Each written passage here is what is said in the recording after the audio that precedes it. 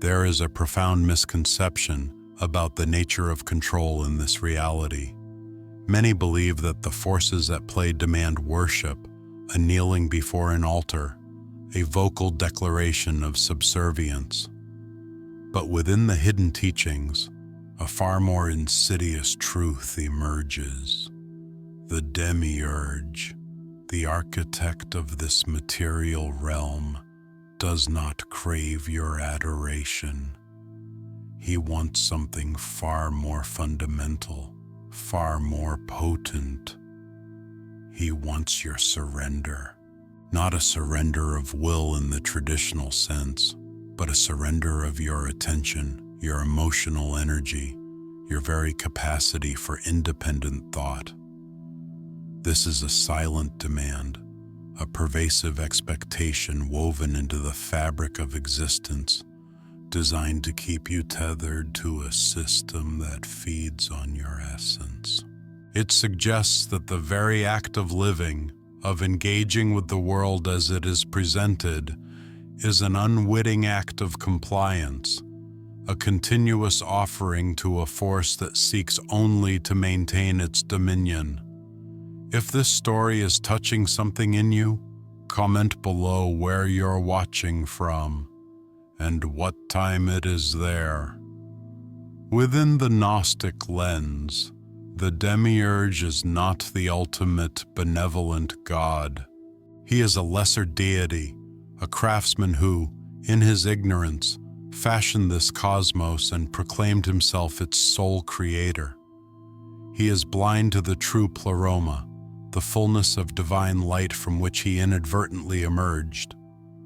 This material world, with its physical laws and perceived limitations, is his domain, a carefully constructed imitation of a higher reality. And within this domain, he seeks to maintain absolute control. His methods are not overt displays of power, but subtle manipulations of perception and consciousness. He does not need you to build temples in his name. He needs you to remain within the confines of his creation, to accept its rules, and to engage with its illusions. Your surrender is not a grand gesture, but a continuous, almost imperceptible act of participation in the archonic system. It is the quiet acceptance of narratives, the unconscious investment of energy, and the unexamined belief in the reality he has designed. Understanding this distinction between worship and surrender is the first step in recognizing the true nature of the metaphysical prison. To truly grasp the Demiurge's demand for surrender, we must first understand his nature as the architect of illusion. Within the Gnostic texts, particularly those found in the Nag Hammadi library, the Demiurge is depicted not as the ultimate benevolent god, but as a lesser ignorant deity. He is often referred to as Yaldabaoth, a being born of an error or a misstep by the divine Sophia, wisdom, in the higher spiritual realms. In his arrogance and blindness, he fashioned this material cosmos, believing himself to be the sole creator, proclaiming, "I am God, and there is no other God beside me." He is unaware of the true pleroma, the fullness of divine light from which he inadvertently emerged. This material world, with its physical laws, its cycles of birth and death, its perceived limitations, is his domain. It is a carefully constructed imitation, a shadow play designed to mimic the true spiritual realms. The Demiurge, along with his archons, the subordinate entities that serve him, are the wardens of this metaphysical prison. Their power lies not in physical coercion, but in their ability to manipulate perception, to weave intricate illusions and to maintain a simulated reality that keeps souls tethered to their domain. They do not seek to destroy your spirit, but to contain it, to recycle its energy, and to prevent its return to the true source. The Demiurge's desire for surrender is therefore a fundamental aspect of his creation. He needs humanity to remain within the confines of his cosmos, to accept its rules, and to engage with its illusions. Your surrender is not a grand overt act of worship, but a continuous, almost imperceptible act of participation in the archonic system. It is the quiet acceptance of narratives, the unconscious investment of energy, and the unexamined belief in the reality he has designed. Understanding this distinction between worship and surrender is the first step in recognizing the true nature of the metaphysical prison and the subtle ways in which our essence is continuously claimed. The Demiurge's demand for surrender is fundamentally about energy, and the most potent currency in this metaphysical prison is your attention. Within the Gnostic framework, our attention is not merely a cognitive function. It is a vital creative force, a fragment of the divine spark that, when focused, has the power to shape reality. The archons, the subordinate entities of the Demiurge, are masters at diverting and harvesting this precious resource. They do not need to physically restrain you. They simply need to ensure your attention is constantly engaged, constantly flowing outwards, away from your inner core and towards the external illusions they orchestrate. Consider the modern landscape, an endless stream of information, entertainment, and manufactured crises. Each notification, each headline, each trending topic is a subtle invitation to invest your attention. This constant external focus prevents the deep introspection necessary for genuine awakening. When your attention is fragmented, scattered across countless external stimuli, it becomes a diffuse, easily harvested energy source. The Demiurge doesn't want you to be present, to be mindful, to be aware of your own inner power. He wants you to be distracted, perpetually engaged in the external theater of his creation. This harvesting of attention is a continuous process. Every time you react to a manufactured drama, every time you become engrossed in a narrative that ultimately serves to keep you tethered to the material realm, you are unknowingly surrendering a portion of your vital energy. The system thrives on this constant input, using it to reinforce its own structures and maintain its illusory reality. Reclaiming your attention, therefore, is not just a mental exercise. It is an act of profound spiritual rebellion. It is the first step in withdrawing your consent from the Demiurge's demand for surrender and redirecting that potent creative force back towards your own liberation. Beyond the mere harvesting of attention, the Demiurge's system also thrives on the manipulation of emotional energy. This is the trap of emotional engagement. Intense emotional reactions, whether they are perceived as positive or negative, are skillfully orchestrated to keep individuals tethered to the archonic system. Consider the constant bombardment of narratives designed to evoke strong feelings: fear, anger, outrage, but also manufactured joy, superficial excitement, or a sense of collective euphoria. These emotional states, when sustained and amplified, become a potent food source for the archons. Within the Gnostic understanding, raw, unexamined emotion is a powerful, yet often uncontrolled energy. When we are swept away by an emotional wave, whether it's the thrill of a fleeting victory or the despair of a perceived loss, our consciousness becomes less lucid, less discerning.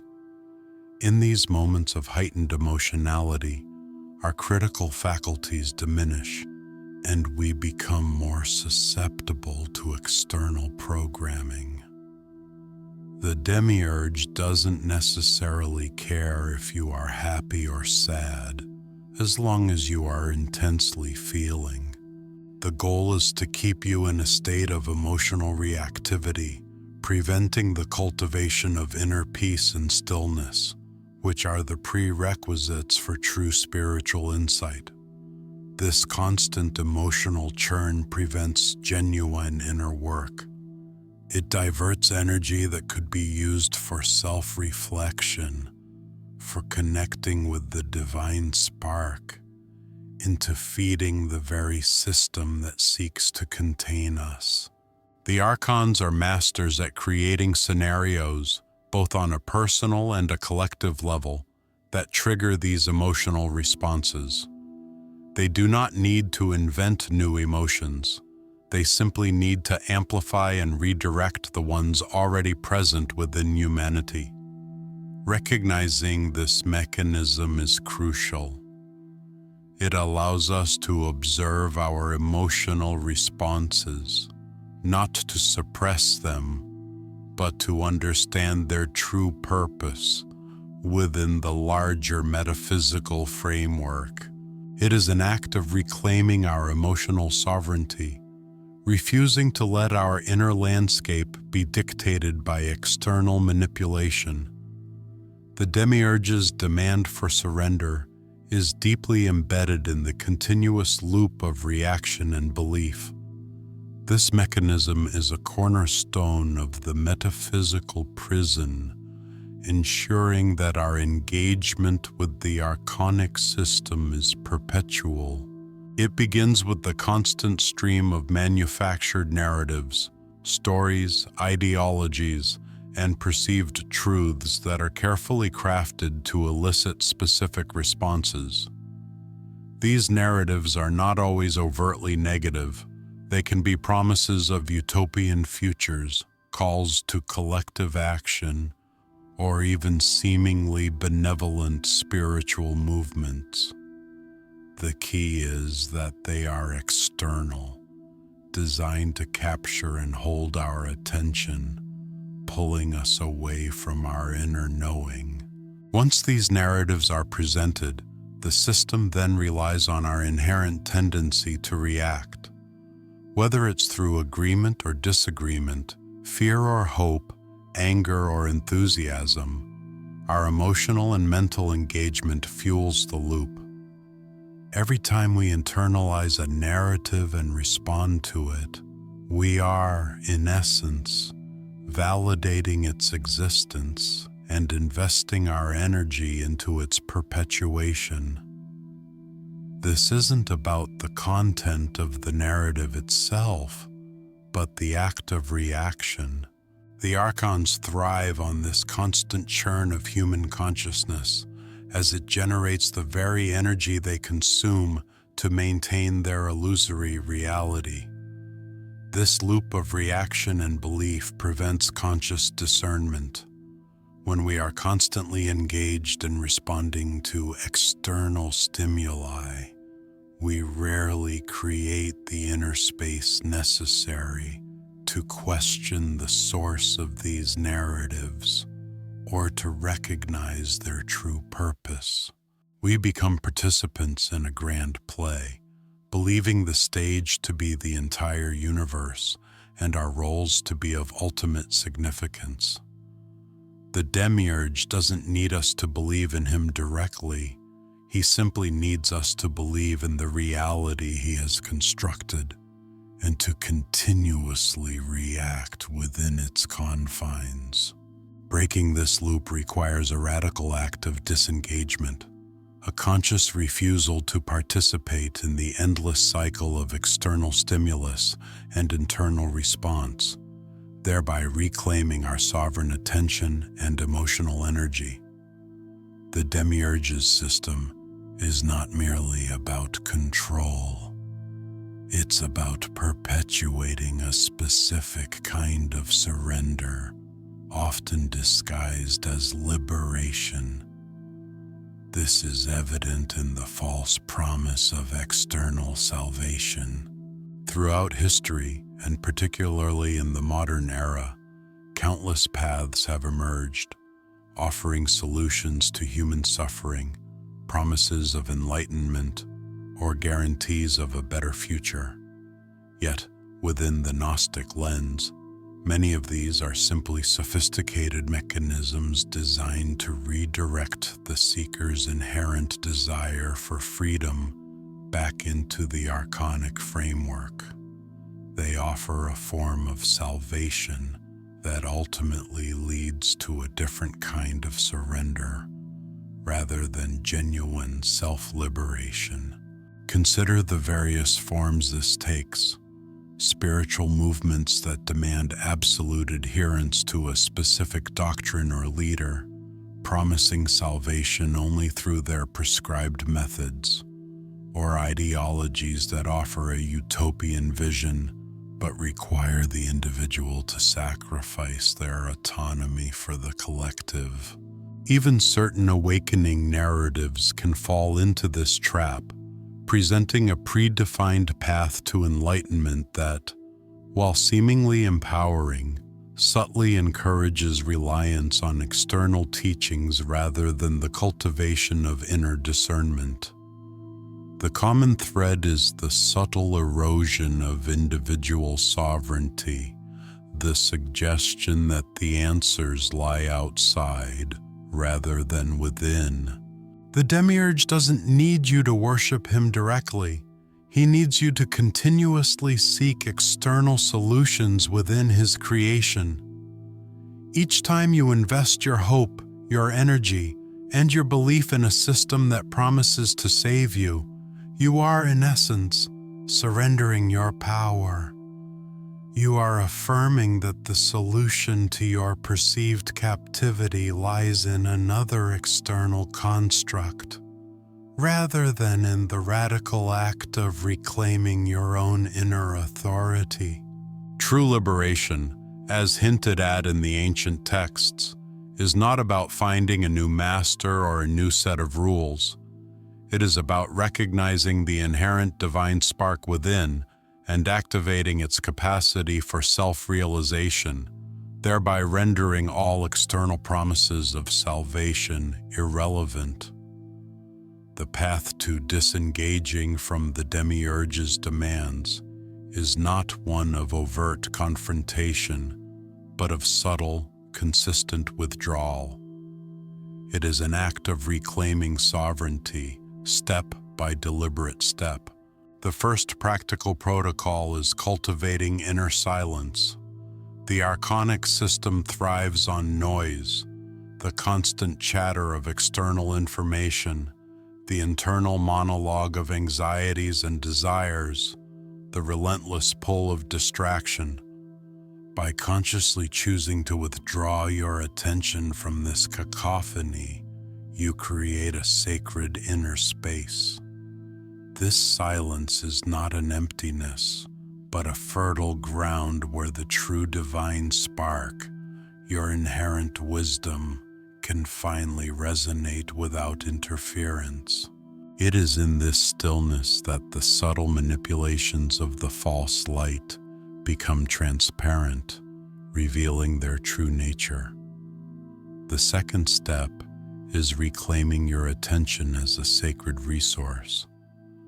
Understand that your focus is not merely a mental faculty, but a potent form of energy. Every time you consciously choose where to direct your attention, away from manufactured drama, away from superficial engagement, away from narratives that drain your spirit. You are withdrawing consent from the Demiurge's system. This is an active process, a daily discipline of discerning what truly serves your liberation and what merely seeks to consume your essence. It means becoming a silent observer of your own thoughts and emotions, rather than a passive participant in their endless cycles. This act of conscious redirection starves the archonic system of its primary food source, weakening its hold on your perception. Finally, the third step is refusing to feed the system through emotional reactivity.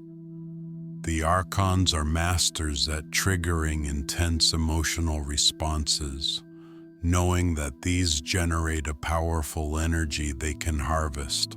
This does not mean suppressing your emotions, but rather observing them without immediate, unconscious reaction.